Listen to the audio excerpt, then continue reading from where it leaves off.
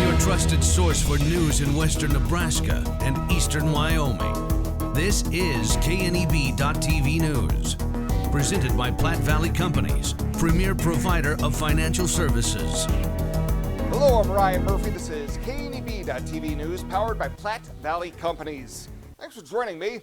In our top story, it may be the busiest June in Panhandle Humane Society history as staff continues work on rehabilitating the 54 dogs and 6 ducks they rescued from a hoarding situation east of Scottsbluff on June 5th.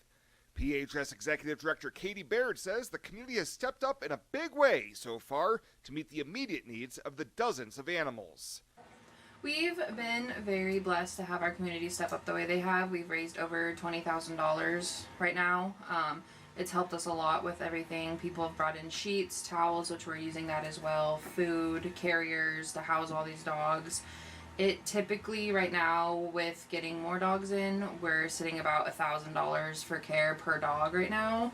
Ideally, we would like to raise $60,000 to be able to take care of all of these animals. They will be up for adoption coming up this next couple weeks, and so we have to pay to get all of them fixed and their vaccines, microchipped, all of that. Individuals and businesses have helped with the monetary side of things so far, but there's still a large need for financial donations to cover the mounting vet bills.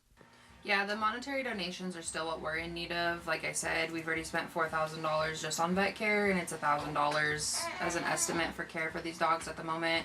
So the more that we've been posting about this, we still are getting donations, which we're very thankful for because it is going to help, and that's pretty much all that we can ask for right now. We've been overflown with blankets and towels, and it's been really nice, and food, but at this point, monetary donations is all we're needing. Many of the rescue dogs are improving, but it will still take time for them to get used to being in a normal environment.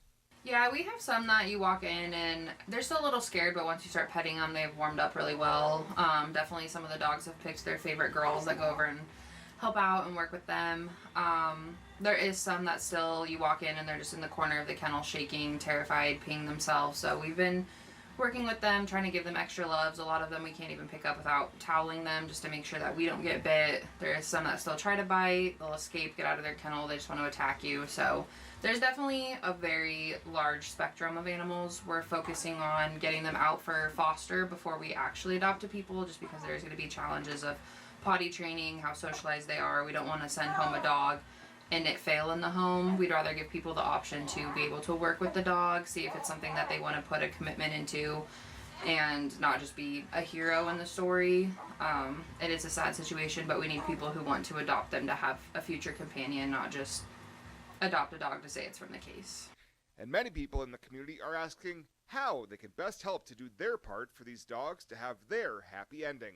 We can use volunteers. We have socialization rooms here, and that would be really beneficial for a lot of the dogs. It might take a while, and it's something we're going to put someone in a room with this dog, and it's probably going to sit in the corner, so they just need to be able to respect the dog and its boundaries. But we think having different people come in and meet with these dogs is definitely going to help as well. People do have to be respectful. It's not going to be an all-day thing. You know, we'll probably limit one person per one dog a day just so that they don't get overwhelmed. They've been living with one person their whole entire life, so it's definitely been a challenge for them, but we can also use volunteers to come in and help us do laundry and dishes. With this amount of dogs, we have a surplus of dishes and laundry every day, and so getting those little tasks out of the way even frees up staff to help and do other things while we're still tending to the community and taking in strays and doing adoptions. Baird says her staff at the Panhandle Humane Society also deserves a huge recognition as they're putting in overtime to ensure the day-to-day operations of the shelter continue while still prioritizing the 50-plus dogs from this case. They're a little mentally drained. I mean, something like this definitely takes a toll on you, but they've been working together as a team really well. If they need a day off, we've been letting them.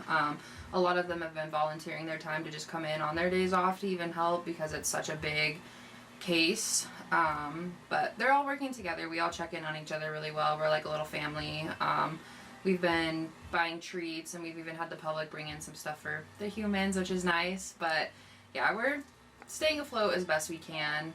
Baird is also asking for the public to be patient with their staff, especially during this trying time, as their resources are stretched thin.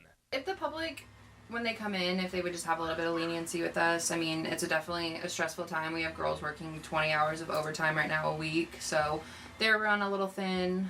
We definitely know the public wants to come in and help, but sometimes when they come in and they bombard us with stuff, it is a little bit more overwhelming than helpful. So just having respect for us and the dogs. We know everybody wants to come in and be helpful, but sometimes... The best way to see how you can get involved is by messaging them on their Facebook page so staff can take the time to coordinate how volunteers and their time can be best utilized. Those wishing to make donations can do so through the PHS's website or by dropping off a check at the shelter on the South Beltline Highway. At Platte Valley Bank, we want to help you take advantage of every adventure. We know you have plans, goals, and dreams. Let us help you with them. Whether it is building, buying, or renovating, we have the home loan or home equity line of credit to fit your needs. Stop in and see us at Platte Valley Bank and let us help make your dreams a reality. You belong here. Platte Valley Bank, member FDIC, equal housing lender. Welcome to Kelly's Liquor, your liquor cabinet. Whether you're a wine enthusiast, a whiskey sommelier, a tequila connoisseur, or you just love your beer, Kelly's has the best selection of what you're looking for. Family owned and operated since 1946 and right on 27th Street in Scottsbluff. Come see us today at Kelly's Liquor, your liquor cabinet. And remember to be a good neighbor. Don't drink and drive. Kelly's Liquor, West 27th Street in Scottsbluff.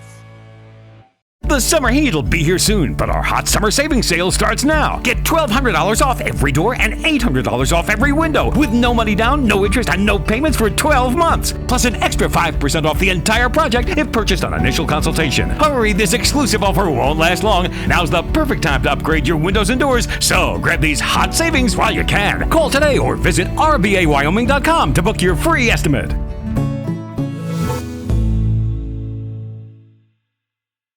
Welcome back. More than a decade-long prison sentence handed down last week for a Scottsbluff man caught with nearly 60 grams of methamphetamine.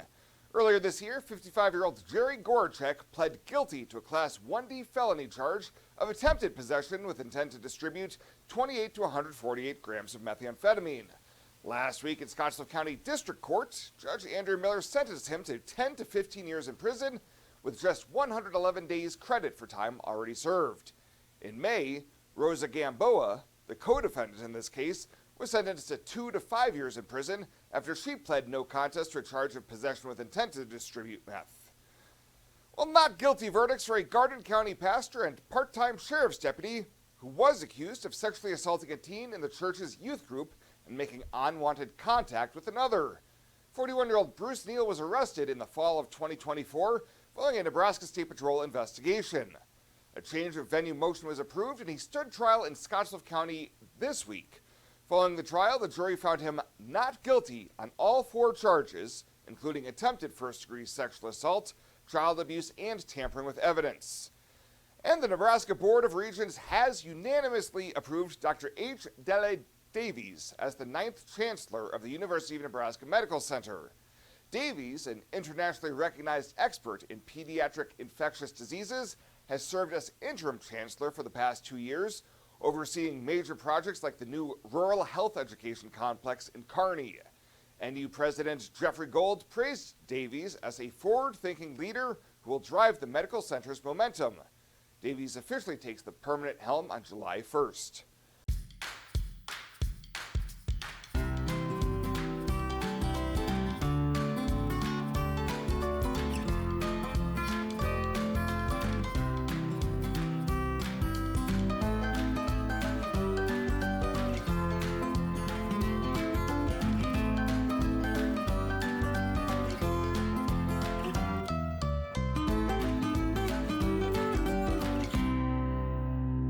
I imagined retirement in a place where we could enjoy our golden years, where adventure and friendship are the only items on the schedule. The Garden Homes at Northfield gives us the luxury we planned for and peace of mind when it comes to convenience, safety, and comfort. We never have to stop and think about the day-to-day upkeep. We love to explore abroad, but most importantly in our backyard. So much to do, so much to see. Here at Northfield, we get the protection of life care, incredible tax benefits, and secured rates for aging services.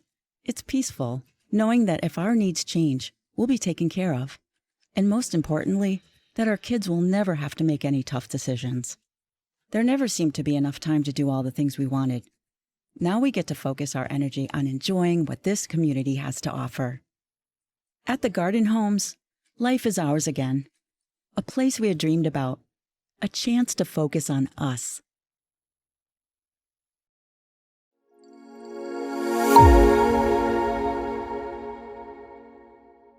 Chad Moyer with you here on the Rural Radio Network, on location in Nebraska Extension at NREC near Mead, where Nebraska Extension hosted a cover crop roller crimper field day. And we're visiting with Katya Kohler-Cole.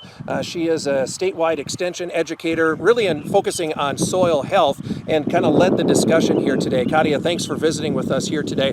First of all, before we talk about the roller crimper and what part that plays in the cropping system, just some thoughts overall on cover crops. How have cover crops, the use of rye as a cover crop, how has that come along here in the state of Nebraska? Is it making some inroads? Are growers starting to use it more and more?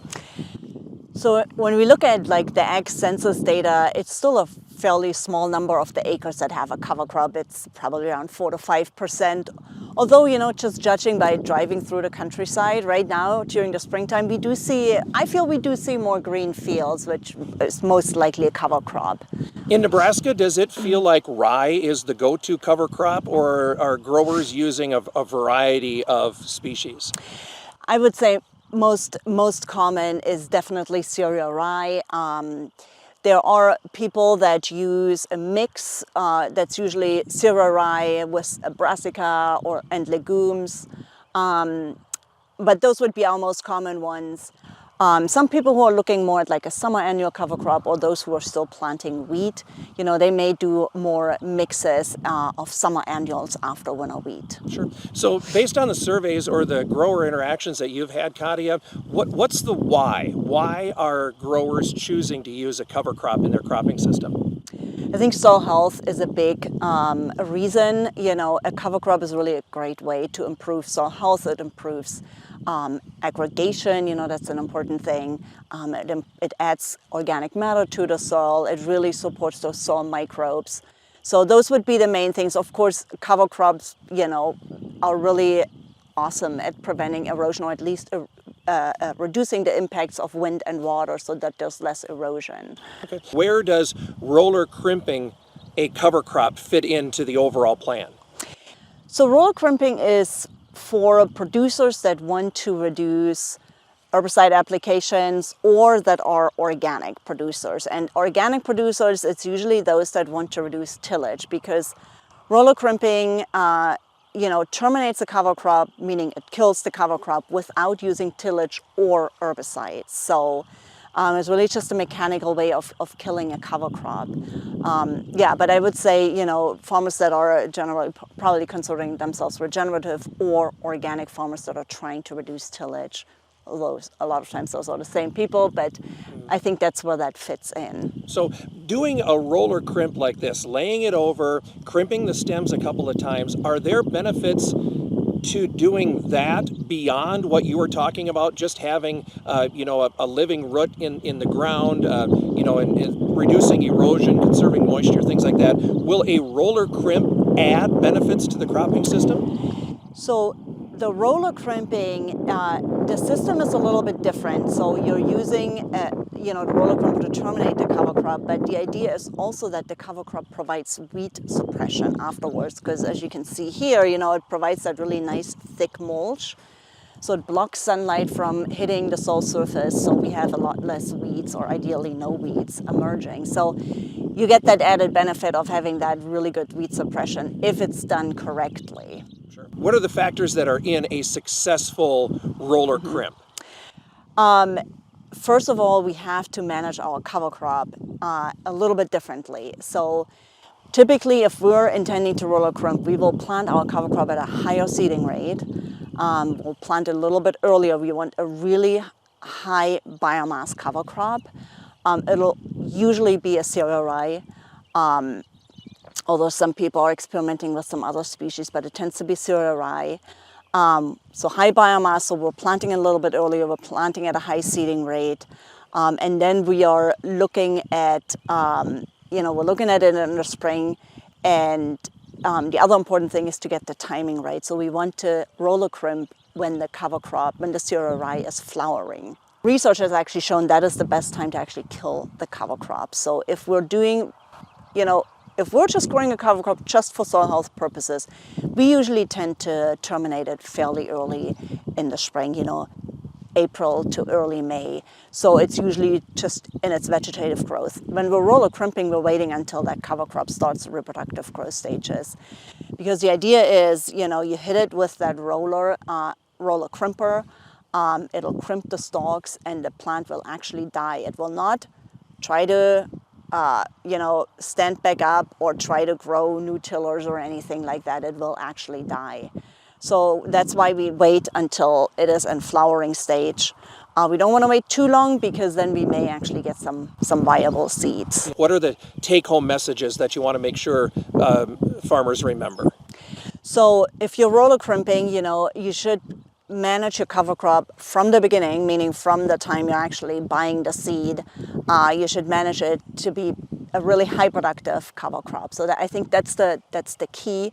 And then in the spring, once it comes to termination time, just really watch it closely and make sure you get that timing right. Yeah, so if you're going to manage it to be highly productive, we're talking about things like seeding method, seeding rate. Definitely selecting a highly productive species, actually buying a named variety rather than using, some seed that you may have left. So using a named variety, planting it fairly earlier than we normally do for cover crops, so probably late September to mid-October. Planting at a high seeding rate, drilling it if possible, rather than broadcasting. Sure, yeah. All right. Hey, Katia, I appreciate the conversation. Thank you. Thank you. Again, that's Katia Kohler-Cole, a Nebraska Extension educator focusing on soil health. Again, here at NREC at Meade, as she led a discussion today on cover crop and roller crimping methods and managing that cover crop in the modern day cropping system. Here on the Rural Radio Network, Chad Moyer reporting.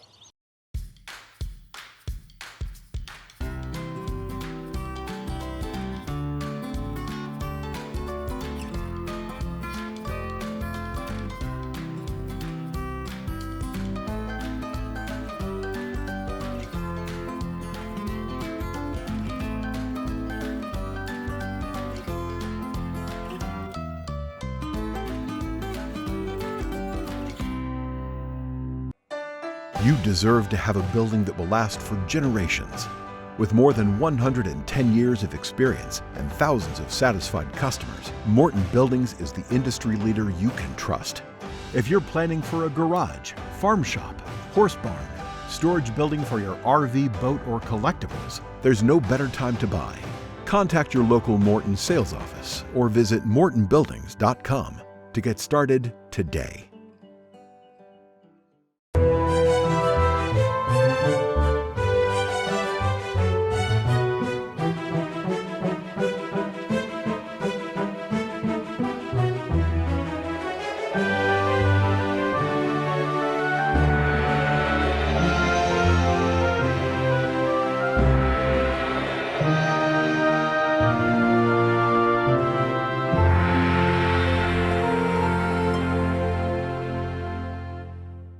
Let's take a look at your community calendar, brought to you by Riverstone Bank.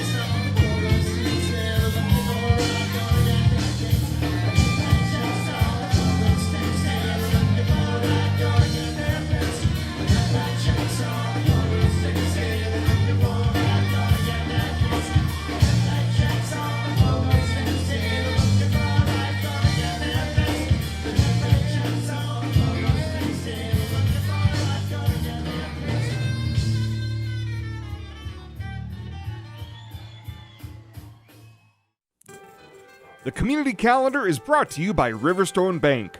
We're local and we love our community.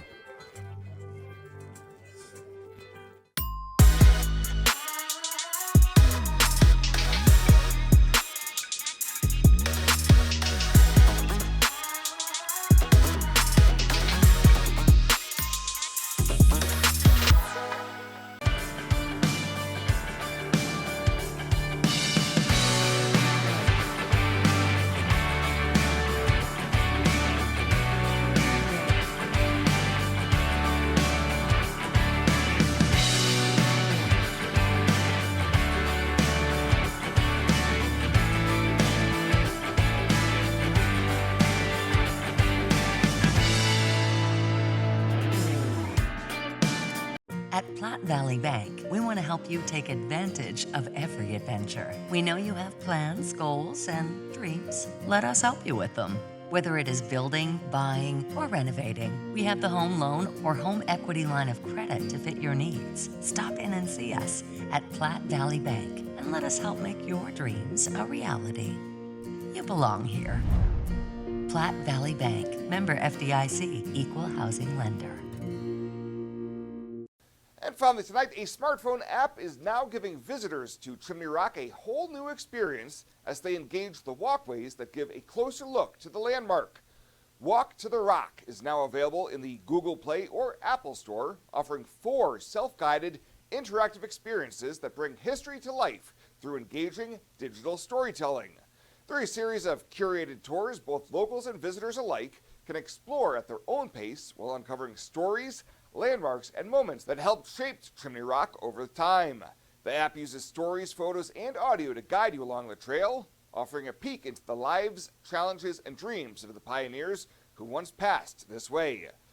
Leslie Fadig, the executive director of the Nebraska State Historical Society Foundation, says the app brings the Walk to the Rock to life in a fun and engaging way and creates a deeper connection to the experience. Well, that does it for us this time. Thank you so much for tuning in. Have a great weekend. We'll see you back here on Monday.